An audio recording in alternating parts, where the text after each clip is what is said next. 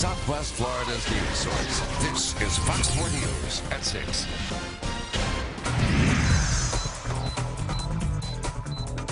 Breaking news tonight, Southwest Florida Congressman Trey Radel has been charged with possession of cocaine. 4 in your corner's Gabrielle Saran is live outside of Representative Radel's Cape Coral office with more on this developing story. Gabrielle? Patrick, Trey Radel staffers here would not comment on the arrest. They left about a half hour ago and said to call the D.C. office. Now, according to court documents we just obtained, Congressman Radel was arrested on a misdemeanor cocaine charge 3 weeks ago in Washington, D.C. He has since bonded out of jail. Just moments ago, he issued this statement. It reads in part, quote, "In facing this charge, I realize the disappointment my family, friends, and constituents must feel. Believe me, I am disappointed in myself, and I stand ready to face the consequences of my actions." Now, meanwhile, his opponents for office are already seizing the opportunity to comment. Take a listen. It's a shame that we have a congressman that is being charged with this offense, and that is disappointing. And Radel's arraignment is scheduled for 9 a.m. tomorrow morning in Washington, D.C. We are working to get you more information, and we'll bring you the very latest as we get it. Live in Cape Coral, Gabrielle Saran, Fox 4, in your corner. All right, thank you, Gabrielle. Our 4 in your corner has team coverage tonight. Just moments ago, we got new details on the charges being brought against Representative Radel. 4 in your corner's Dave Culbreth just getting off the phone with the U.S. Attorney, and he joins us live now with what he found. Dave? Yes, Emily, according to the U.S. Attorney in Washington, D.C., William Miller, he just told me that Trey Radel was, in fact, arrested, or rather charged, not arrested, but charged for an incident from October 29th with misdemeanor possession, and he did confirm that it was cocaine. The charge says possession of a controlled substance, but it was, in fact, cocaine. And he also said that this is a joint operation with the FBI and the DEA. So it was not local D.C. police or Capitol Police or anything like that. It was the feds.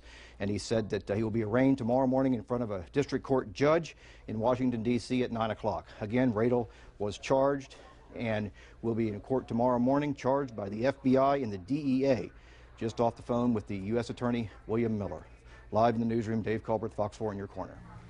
Radel's name and face well known to Southwest Florida years before he was elected to represent the area in Washington. He first came known to the public as a television reporter and later as an anchor at Wink TV. After that, he became a very popular host of a conservative radio talk show on Fox Radio, the local radio station. Radel's success in media helping to vault his political career, winning over more experienced fellow Republicans in the GOP primary, that congressional primary last year, and then winning the seat outright over Democrat Jim Roach in the general election a year ago this month. You heard the congressman mention his wife and child in his statement about the drug charges he's facing. Just within the past 6 months, Fox 4 spent time working on this story here, featuring Radel, his wife, Amy Wegman, and their son, Jude. The focus of the story was how the family was adjusting to life in Washington. Wegman is a former Fox 4 anchor who left the station after her husband was elected. She took a prominent role in his campaign, you may remember, appearing in a series of campaign commercials asking voters to send her husband to Washington.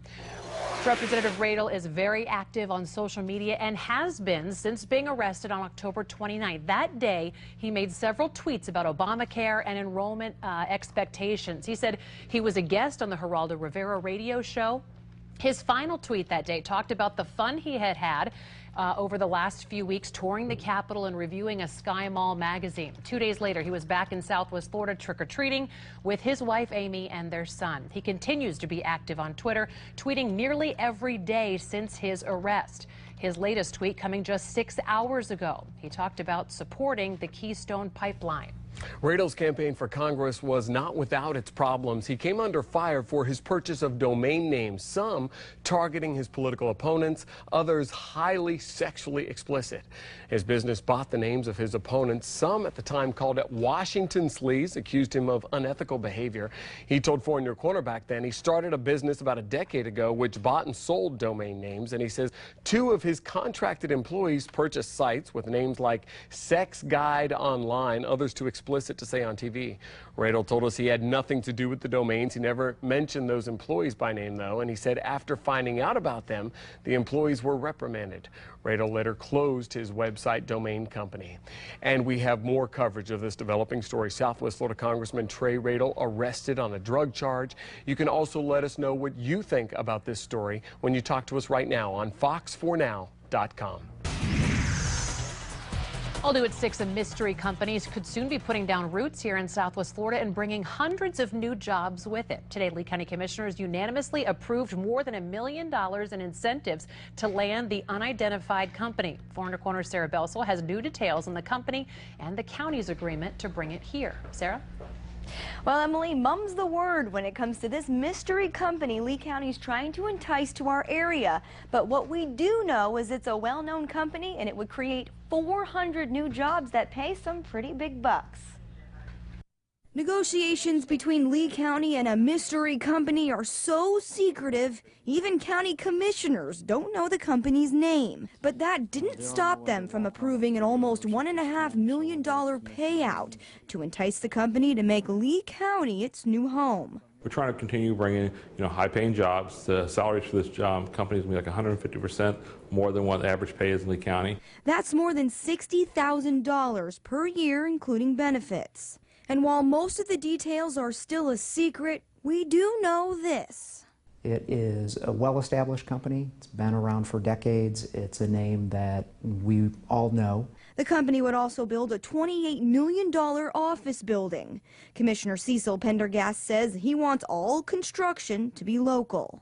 Local vendors for the construction manager or the subcontractors are locally businesses that will get preference for the jobs. The county's agreement with the company is similar to the one it made with Hertz and less like the one it made with VR Labs. The county gave that company $5 million to help build a production and bottling plant that hasn't materialized. How is this venture different than VR Labs? Well, this is not a startup.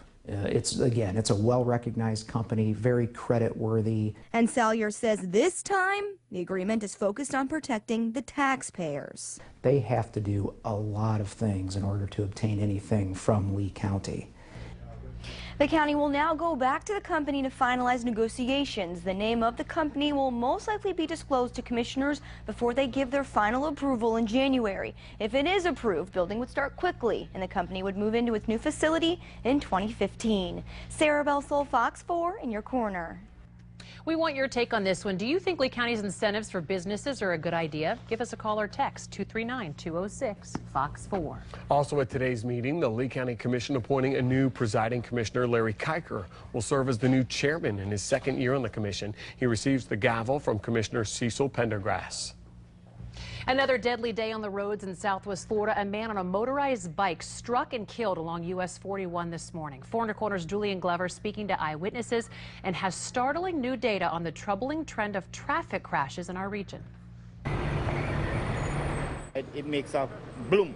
In an instant, another life cut short. Another fatal crash on our roadways in Southwest Florida. The latest casualty, a man attempting to cross US 41 southbound as he tried to get to work.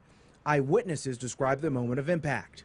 And the car was coming down southbound lane doing a speed limit, cut right out in front of the car, so you got hit. Sound like metal on metal, like jingle jingle. According to the Florida Highway Patrol, that metal on metal sound was the driver's SUV plowing into the victim's motorized bike. Mangled pieces of the bike are all that remain. And that bicycle failed to yield the right-of-way to a vehicle that was traveling southbound US 41. This crash is just the latest death in a troubling trend on our Southwest Florida roadways. Serious and fatal pedestrian, motorcycle, and bicycle-involved crashes. In Charlotte County, where this crash happened, there have been 7 pedestrian-involved crashes in the last 30 days. No official data on bicycle-involved crashes was available. In Lee County, that number up to 8 crashes involving pedestrians or cyclists in the last month. And in Collier County, 4 bike crashes and 5 pedestrian crashes for a total of 9. The Florida Highway Patrol recognizes failure to use crosswalks and obey proper traffic laws as the common thread in the string of wrecks. Now troopers are reminding everyone on our roadways to be cautious, especially during season. Be aware of motorcycles. Be aware of automobiles, be aware of pedestrians, and be aware of bicycles. Julian Glover, Fox 4 in your corner. Tonight, the Florida Highway Patrol is identifying the man killed in the crash as 24-year-old Angel Howard Hoyt of Port Charlotte. FHP also says Hoyt was not wearing a helmet and the bike did not have proper lights. Jim Stein with Look at Your Weather. I'm going to say it. I thought of you both today because y'all always talk about, oh, this nice cool down when it comes. I was enjoying the heat riding my bike out there in Cape Coral. You were. I love it. Of course you were. Well, it was on the warm side today and humid side with the dew point temperatures close to 70. We do have a cool down in the forecast, but it's not going to happen anytime soon. Using the power of 4 to track some rain. Now, granted, most of the rain has been inland, but we have a very weak front that's right on top of South Florida. Partially responsible for the showers that you're seeing right there. If we do see any more showers from here on out this evening, I think they're mainly going to be east of I-75.